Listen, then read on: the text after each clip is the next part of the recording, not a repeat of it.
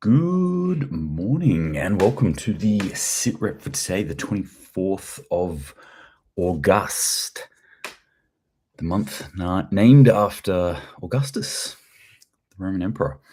We're getting there. We're getting there. We're not only getting there, we are getting there rapidly. I feel like this month in particular has just flown by, and I'm scratching my head wondering where the fuck did that go? It's early. What are we at? 0628 hours. That's 6:30 in the morning.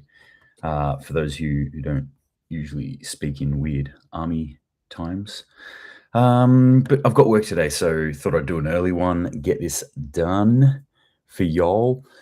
And I really didn't think there'd be that much, but every day I'm surprised. There's always more and more news pumping out at the moment that I'm going, wow, this is all super interesting. This is all leading to a place that I think we need to really consider and really prepare for. So that's what this is all about, is looking at those news stories and seeing how we can better prepare ourselves. Good morning on the Instagrams to you, Kieran. How you going? Good to hear from you. All right, let's jump into the stories this morning. What do we got going on? There was one that I didn't snap, which was just more of a bit of an amusement one for me, coming out of Australia. That apparently a student in Australia somewhere has been allowed to identify as a cat.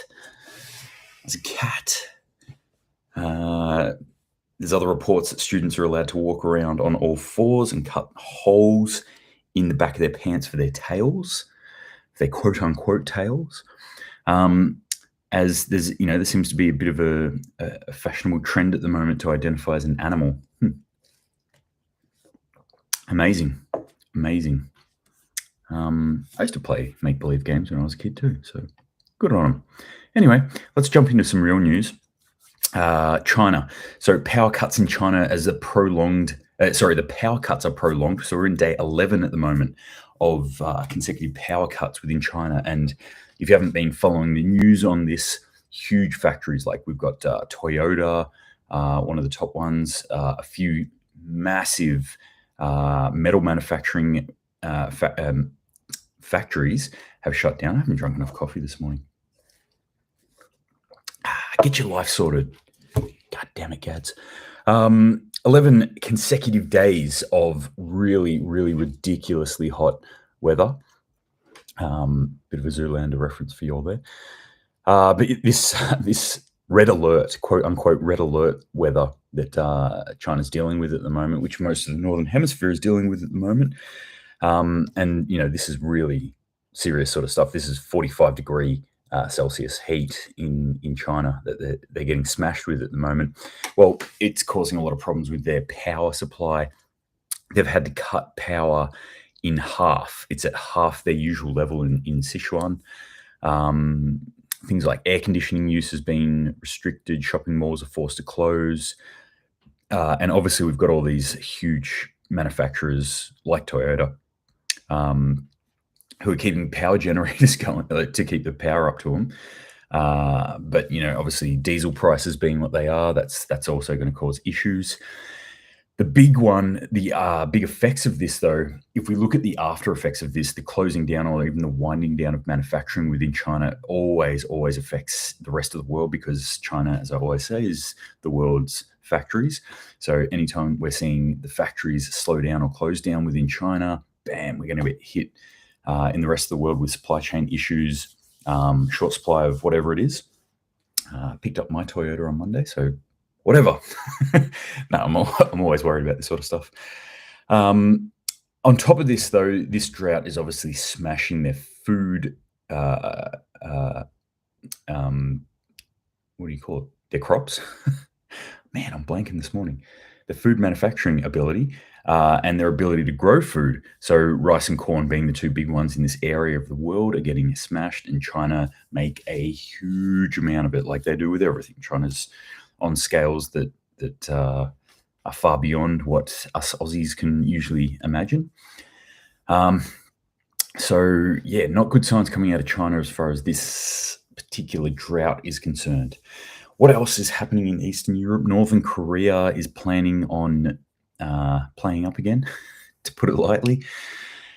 So from the other side of this, the propaganda from the other side of this, the ex-spy chief, which is their national intelligence service from South Korea, has come out and made some claims that North Korea is about to do some bad stuff. And it's just bad stuff as in what they always usually do, fire off some missiles, maybe, do some nuclear rhetoric. But essentially, it's the timing of this when they're looking at doing it. So we've got the US coming into their midterm elections, and it looks like North Korea is going to gear up. What they're doing at the moment, they're going to allegedly test a rocket that can competently or that can effectively carry a nuclear warhead onto the mainland US. Now, that may or may not mean anything to anyone here, but I was in the US last time when North Korea tested some rockets that couldn't even reach the mainland US. Here's the thing with it. They just said, yes, we've got the capability, and we just tested our ICBMs, the intercontinental ballistic missiles. And when you actually looked at how far their missiles could go, they could land somewhere off the western coast of the US. And then on top of that, news reports said, well, if they used a nuclear warhead which had the capacity to do this, then the blast of that and the radiation could potentially reach Los Angeles or Seattle. So it was this whole thing that was like, wait, so you're saying that they don't actually have a missile that could reach the US? They're saying, like, at the best case, if everything lined up and it all worked, they could possibly put a missile somewhere near your country, which you'd be able to detect and shoot down quite easily. Right. And let me tell you, the effect of that piece of information on the US media cycle was immense. Like, it was in the news for a solid week. Every single morning, North Koreans are coming. We're all going to die. Nuclear Armageddon is here. It's happening. Like, the news cycle just went mental with this. So if they do have missiles now that can actually land on US soil, that's going to be huge news, I would imagine, judging by what I saw last time I was there. And this happened. Now, the timing of it is very interesting because obviously Joe Biden's already seen as a relatively weak, I would say, in a military sense, a relatively weak president. This is going to affect his numbers even worse. So this could be a form of North Korea actually affecting the US election cycle. Watch that space anyway. US election cycle, or the midterms coming up, and the hornet's nest that is North Korea due to start buzzing around very, very soon. All right, let's jump over to South Asia now with India. India is to accept Russian debit and credit cards. According to some media sources, Indian ATMs and terminals may soon start accepting Russian Mir debit and credit cards. India's Deccan Herald news outlet reported on Sunday. The opposite of this is that Russia may start accepting Indian rupee cards.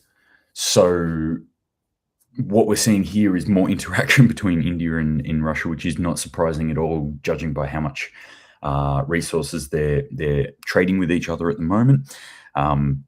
And historically, what's been happening here, this is classically, the R and the I of the BRICS alliance. The BRICS alliance being Brazil, Russia, India, China, and South Africa.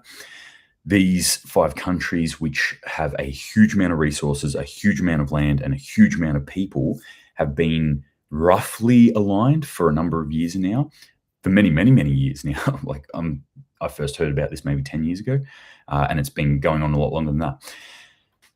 It does appear that they're coming closer and closer into alignment now, but when they're starting to interact with each other's credit systems and cutting out the middleman of the US dollar, this is a big deal.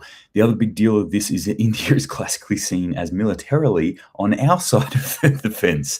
So the fact that they're tying themselves more into places like China and Russia would be a cause for concern. I can see some people in the US government, the Australian government, starting to sweat, looking at this, going like, "No, India, you can't do this." India, I feel, is going to be a powerhouse in the next 5 years. In reality, India is going to be one of the biggest, I would say, nudging superpower within 5 years. Anyway, watch that space. More interaction, more connections going on there within the other side of the fence of what we're seeing. Let's jump over to Middle East now. Lebanon. Another Lebanon grain silo has collapsed. So Lebanon is in a bad way financially, economically. They've been in a state of collapse. They've been in a state of hyperinflation now for a number of years. Their banking system has done what looks like China's might do very, very soon, but it's Lebanon, so it's like it's contained. China's is not. The China banking system problem is everyone's problem. Lebanon's problem is Lebanon's problem. I'm not saying that flippantly. Like I think that we should look at what's going on in Lebanon and be concerned about that. But it's contained to a certain extent. It's not going to spread out like the Chinese banking system. I believe, I'll put that caveat on it. Like I believe the Chinese banking system collapse will. It'll bring us all down. Anyway, Lebanon's grain silos, we're seeing a number of these coming out now. I think this is at least the third one that I've seen collapse. Are they being targeted? Perhaps. Is this just poor infrastructure because people are too busy doing other things? Maybe. Economic downturns. The one thing I would hope that people would be really concentrating on is food. But this part of the world here, Middle East, we've seen what happens there when things like grain, especially wheat, come into short supply. That was the Arab Spring. Basically, there was a inaccessibility of food. There was an increase in price, an increase in demand because of a decrease in supply, and then people hit the streets and overthrew governments. And we all looked at it from the West and said, "Oh wow, look at them! Yes, they don't want the tyranny anymore, and they want to overthrow their governments." No, they were hungry. They were hungry. They hadn't eaten in 3 days. People were scared that they couldn't feed their family, and so they overthrew their governments. As one of the major underlying reasons of why that actually happened. Anyway, Lebanon, more food crisis hits there across the world. We're seeing all sorts of stuff like this. I like to always just highlight them like, hey, this is weird. This is not good. This is something we need to be thinking about and looking at. All right, let's jump over into Europe now. I did foreshadow this, okay? I want to just say this. I don't usually like, oh, I told you so. But this is one thing that it's not really the story itself, it's the amount of stories. I said this was going to happen, where I was digging up news about one country. I think it was somewhere in Africa that things were happening. And I said, now watch how little news we get out of Africa for the next 2 weeks to 4 months and how much news we get out of Europe. And that's exactly what I'm seeing. I'm seeing all my news channels, all the channels that I follow, bombarded with stories about Europe. Europe. Oh, this is happening. We're all going to die in Europe. And yeah, this is an important thing for us to watch, especially as Australians, because this has downstream effects for us, but this is also closer to us than countries like Africa, than countries even throughout Southeast Asia, really, South American countries, things like that. All those developing countries are in a different starting point to what Australia is, whereas European countries are actually relative. We can draw a lot of parodies between Australia and European countries. So this is kind of important for us to watch. But again, I'm getting flooded by news out of Europe, everything about this inflation crisis, about what's happening, about winter is coming in Europe, and I'm finding it so hard to find good, reputable sources of information of what's happening in Sierra Leone, for example. What's going on there? I mean, part of this is some of their governments, what's going on in some of those governments, in some of those countries, is government crackdowns, and they're not letting information out. So it's a bit hard there. But, mainstream media, and now even because I follow a lot of alternative media sources, have really started to turn the blind eye to these countries And this is a problem because it's these countries that I've been saying this for a while now.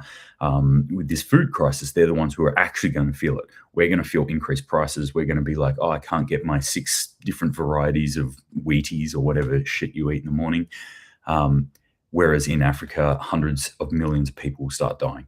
That's the reality of it. But anyway, enough of that little rant. Let's go on with the UK. UK could hit 18% inflation in 2023.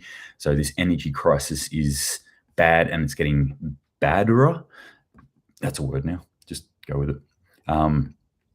British Airways axes thousands of flights, causing stratospheric price rises. This has been in the pipeline for a while. Our ability to travel, I've always thought of it like this, that, I used to travel around the world a lot before COVID. And then my country said, you're not allowed to leave for medical reasons. And I always thought when I was traveling around, like, how wonderful is this? I can just get on a plane and the next day I'll wake up the other side of the world. And then I can still talk to people on the other side of the world. I feel like a god in a Greek mythology or something, like just zooming across the world and doing this stuff. This can't last. And I was telling people pre-COVID, actually, I was like, this can't last. Like, hey, if you want to get out and see the world, like, start thinking about doing it now, because I think things will change in the not too distant future. Well, this is one of the reasons why. So British Airways has said that it can't maintain what it's doing, and so it just axed thousands of jobs. It just it axed hundreds of jobs. It cut thousands of flights because it can't keep up with what it's doing. It says, no, we just can't do it. Sorry, hands in the air, not going to work. This is going to skyrocket prices of tickets, especially in the UK at the moment. But expect more of that. Expect more of the same when it comes to that. Just skip over that story for 1 second. I'll come back to it. This sent to me by one of my sources, and you'll get the pun in a second. An Italian tomato canner who got a recent gas bill thought, like, this must be an absolute joke. His gas bill had gone up 800% from the same period last year. 800%. It went from 120,000 euros last year, which seems like a lot. That's a lot of gas you're using. Anyway, it was 120,000 at the same period last year. This is for a quarter? No, for 15 days. For 20 days. Compared to just under 1 million. 1 million for 15 days in July. What do we think this is going to end as? People like this, companies like this, they're not going to look at that and go like, I guess I'll just forge on. I guess I'll just make my cans, $25 a can, and then wonder why people aren't buying it, and then wonder why I'm out of pocket, and then wonder why I'm bankrupt. They're going to foresee all that happening. They're going to go, no, let's just cut it there. And they're just going to stop doing what they're doing. This is a huge issue, this gas problem in Europe. I don't know how they're going to deal with that exactly, but it's a problem. The Swiss are seriously preparing for blackouts this winter. Sales of things like firewood, power banks, generators are all going through the roof. And allegedly even the boss of a nuclear power station went out and bought a generator.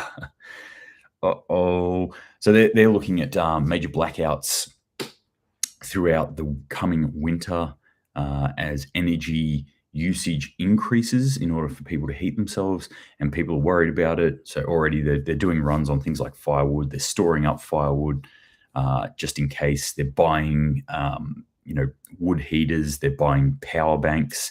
They're buying petrol generators, electric generators, which is all, I think, wise things to do. People should have these things, and even you, the listener of this, should be considering doing that. That's certainly something that I have. I have electric generator, one that works off solar. I can plug it into the wall when I've got power and fill it up. and it's quite efficient. I have a petrol generator which could power quite a lot, like probably my house quite easily. I have solar system setups with lithium battery banks. So these sorts of things, concern me because I don't trust that the magic power that we have coming from wherever it comes from will continue to do that all the time. So we need to consider this. Even, for example, just in the last week, I had a planned outage. It was on Sunday, where we had people working on our power line. So for the entire day, my power was out. I was halfway through something when this happened, and I forgot that the power was going to go out, and it went out. But I had those generators, so I just turned the generators on, and it was fine. Plugged the fridge into a generator, no worries. It was all good. Then I got another letter. They obviously didn't finish what they were doing because I got another letter in the mail yesterday saying they're going to do it again. So that's fantastic.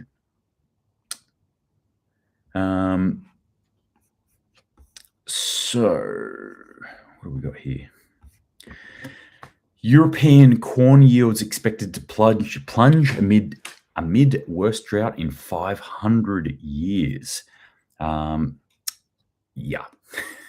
So again, crop yields, food yields, all on the decline at the moment. Not looking good. Not looking good at all. All right. This one caught my eye. I thought it was interesting. The head of the Royal Air Force, that's the UK Air Force, the Royal Air Force has resigned over his belief that the diversity targets were unlawful.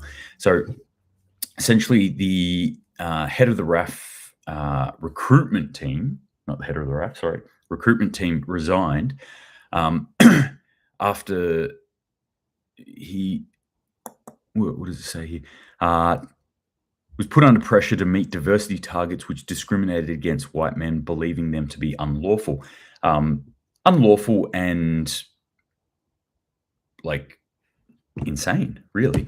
I always think about this like this. Like, I'm not arguing. Look, obviously, I'm a white man. I'm not arguing that like white men should be the ones flying planes or anything. Like, in my mind at least, I live in a meritocracy. That's my belief system. I believe that people should be allowed to rise to whatever ability they can, or maybe incompetence that they can. And that doesn't, I don't put any like mitigations on that at all. It doesn't matter. I don't care what particular hue of skin you have. I don't care what you have in between your legs. None of that should matter. It should matter what you can actually do. So when you're restricting people based on the color of their skin and their gender, that is both, in my belief, sexist and racist. Because I always think about this. What if that said black men? What if that said Asian men? What if that said women? Like, how would people react to that? Why is it okay if we go, oh well, it's against white men though? No, it's not. It's always racism and it's always sexism if you're doing that, if you're making that designation based on those things. If you're basing it on something else, like average physical ability, then okay, maybe you can make the argument there. But still, I would say test people on that. Anyway, that pissed me off this morning. And I wanted to rant about it. Peter Rouse. Sorry, I missed a couple of your comments. I've got too many screens going on because I'm obviously not in my office this morning. I'm in the hotel room. Talking about diesel generators. Yeah, I mean, my belief is you should go diesel where possible. Diesel engines generally last longer than petrol ones, but there are pros and cons that you do need to consider with that as well. So do your research is what I say. So Peter Rouse was just saying diesel generators are better than petrol generators. Yes, asterisks. I would say yes, asterisks, that they are. And I would prefer a diesel generator, but also like there's a whole heap of other circumstances you need to think about. Diesel, one of the big advantages that I always tend towards diesel with my vehicles and my other stuff is that technically I have the ability to generate diesel, as in biodiesel, which may or may not work in the generator, depending on what generator you're getting.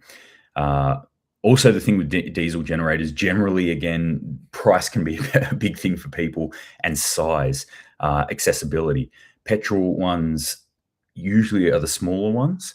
That's not always the case. There are a couple of models where you can get smaller diesel ones. But when you're talking about diesel, you're talking about larger scale ones. In fact, when you get bigger, they'll only be diesel. So your big worksite generators are only going to be diesel. Well, that's not true. There are petrol ones, but generally they're diesel. Peter Rouse also asks, are there weather issues being created? Are these weather issues being created / magnified? Well, I was talking about this yesterday with the cloud seeding, that China's doing cloud seeding. Cloud seeding's been a thing for like donkey's years. It's been around for ages.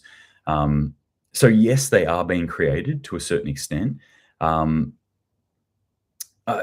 don't really fully grasp or believe that there's this huge conspiracy, this organization that's destroying our environment and doing all this stuff through HARP and that kind of angle on it. But, I'm not saying that's not beyond the realm of possibility either. I just think this is climate change, as in our climate change changes. Our climate has always changed, and it always will. That's what it does. Okay, we go through cycles. Right now, we have been in a period of particularly nice weather, which has meant, and I'm talking about this period being the last 10 to 20,000 years, because before that we're in an ice age, and there's been at least 7 ice ages where the entire Earth has iced over and then melted, and iced over and then melted. These things happen. Our climate does change. It goes through cycles, and we're going through a cycle now. Did humans cause it? Are humans affecting it now? I don't freaking know. It's beyond my pay grade to think about things like that. Reagan on YouTube asked, what type of battery storage did you use for your solar setup? My solar setup, I've just got a bank of lithium ion batteries, 12-volt batteries. And the reason I've got those is, the lithium ion was these particular ones. I was looking at statistics of how they were performing in their longevity, and it was outstripping any lead acid battery or gel battery that was out there. Price had come down, so they were affordable, but it wasn't so affordable. Like the specific solar batteries were more expensive. So these ones, I went the 12-volt, like the car sort of battery one, and I did a bank of 4 in series. So just straight series setup with a 3,000-watt inverter. So way overpowered inverter. But sometimes I like to buy elements when I'm doing this sort of stuff that are bigger than what I require, just so I can have the ability to upgrade easily. Having said all that, the primary use of that is just a backup for my drop freezer. So, I can do that probably off one of those batteries, but that's what I use for that setup. Peter Rouse says CMEs also cause weather changes, and we have recently been hit by several big ones. CMEs being coronal mass ejections, and that's true. They do. That's plasma shot out by the sun towards us. All right, I am going to continue on because I've got to get through this and eventually get ready for work. All right, this is a big one that hits me right here. In fact, it hits me right here in the coffee cup. Global coffee prices set to soar. A bad harvest in Brazil, the world's largest grower, may cause a sharp increase in coffee prices around the world in coming months. This is coming out of the Wall Street Journal. This scares the shit out of me. Do you know how addicted to this shit I am? Like, fully addicted. I don't know what I'm going to do. Bad things are going to happen if I can't get coffee. Now, this is something, if you are a coffee drinker like myself, I look at this sort of stuff and I'm like, all right, we're about to see a price increase. It may not last forever, but it is probably coming. So if you're the kind of person who buys and uses coffee beans like I do, I would start considering, okay, maybe I'm going to do a buy up and put some in the freezer. Coffee's perishable.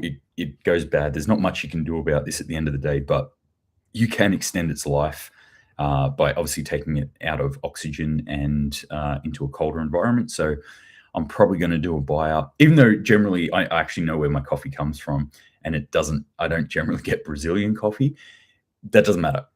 the world markets, the interconnected nature of the way we do business at the moment in the world means that somebody sneezes over here and someone's going to say Gesundheit over the other side of the world. So coffee prices in Brazil go up, or Brazilian coffee go up, and you can guarantee coffee prices of Indonesian coffee are going to go up as well. So that's the way it is. They're already at a high, by the way. They're already at a 10-year high, but watch it to go up again. No. Jumping over to the US now, Dallas, Texas are struck with a 1 in 1,000 year flood. Remember, this place is at the moment in drought conditions. And I've said this, I've pointed this out many, many times. Droughts, floods. We just had it in China within the last couple of days. Droughts, floods. Highest 24-hour precipitation total in nearly 90 years. So not just like, oh, there's a bit of flood, there's a bit of rain. Like, this is a huge event, a massive event that's just happened there in Dallas. All right, I'm going to finish off with a little bit of good news now. Good-ish news. I interpret this as good news anyway. The UCP leadership, so we're coming into Canada now. UCP leadership candidate Travis Towers has committed to enforcing Alberta's trespass laws should Trudeau's climate agents illegally enter farmers' premises to test nitrogen levels. Okay, so here's the background for this. Justin Trudeau's come out and what's going on with the Dutch at the moment, where the Dutch are like, no, we have to stop the nitrogen, so we're going to stop people farming cows. We're going to destroy farmers' livelihoods and stop people's ability to grow food. By charging them fines for nitrogen and for just and we're just going to shut them down, basically. Trudeau has followed suit, and he's going to do the same against Canadians, and basically has given the green light for the climate agents. I don't know what they're actually called, but climate agents, it conjures up images of Matrix type people with black glasses walking onto farms going like, too much nitrogen, shut it down. So anyway, this is all happening. Canada, actually, from my understanding, is quite an interesting place. Within itself, kind of geopolitically, it's not homogenized as people think it is. You've actually got one side of it, which is like kind of reluctantly part of it, and this French side of Canada. You've got the actual government area, and then you've got other parts, and especially like the western parts, which are kind of seen have maybe more of a leaning towards the US sort of model of doing things. Anyway, the West now, especially in Saskatchewan province, are starting to say, no, you can't just actually send people here. That's illegal. It's trespassing. You've got no right to do that, which is great. And, I like to see any time that farmers are actually getting the pushback, individuals are getting the pushback. This is probably one of the most serious battles I think we have on our hands in the developed world at the moment, is them trying to shut down our food systems and us allowing it. We should never allow this to happen, this sort of stuff to happen. There are so many other sources of, if you believe that humans are causing climate change, and if you want to, I'm not saying I do or don't do that, and I'm not saying that is or is not right, but if you do believe that, then there are so many sources that you can attack on this front. There are so many things, not the food, not the cows, all right? That's the wrong place to start looking. And this is where they're starting. They're going, yep, cows. We'll stop those cows fighting, and bam, we're done. We fixed it. Let's jump on our plane and go tell everyone that we fixed it. Anyway, this candidate is coming out and pushing against it. I think this is good news, because this shows that a government is actually having some pushback, or a representative of government is actually having some pushback against it now. This is what I want to see more of. I want to see more elected people, or potentially elected representatives of us, actually pushing back against this and going, no, we need farmers, we need food, and this madness has to end, because this is going to end. If we allow them to do it, this is going to end, as I've said many times, in hundreds of thousands. that just cut out on Instagram then. It was like, oh, he was about to say something excellent. This is going to end in hundreds of thousands to millions, hundreds of millions of people dead just within developed world countries. If we start adding up all those developing countries, we're looking at billions. It's going to go into the billions. So anyway, good stuff coming out of there. Alleged, I think, coming out of Canada. Let's hope that this trend continues. Let's hope that more people get on this sort of bandwagon where we can really start to push back against governments who are doing anything against our food system. It's not good. Let's not allow it. All right, that's it for today, gang. Thank you very much for joining me. Thank you for everyone who shot through messages, comments, stuff like that. Love to see it. Hope you're doing well out there. Hope you get a chance to get out in the garden today. I will not. I'm not at home, obviously, working away. But, keep working at this, guys. Keep thinking about this. Keep thinking about your food, what you can do about your food system, what you can do to secure your own food system of you, of your family, of your extended family, your friends, and of your community as a whole. But that's it for today. I hope you're doing well. If you've got any questions, shoot them through to me. Until next time, Semper Paratus.